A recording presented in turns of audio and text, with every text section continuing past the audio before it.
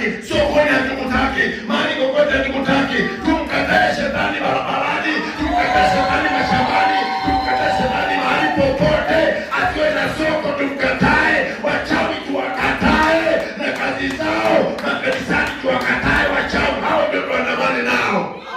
Maana Biblia inasema vita vyetu si katika damu na nyama, viko katika ulimwengu wa roho, katika ulimwengu wa giza ambapo hatuoni. Maana kuna watu wengine wana macho hapa, watu wengine wana macho kuwili. Hao ndio tunataka tuandamane nao, hao ndio wa kuwapinga. Maana Biblia imesema mpingeni shetani naye atawakimbia. Tunatamani tufanye ibada, watu wakubujike, lingine lina tuni na yenyewe TV yake. Wanapoteza signo ya kiroho kanisani.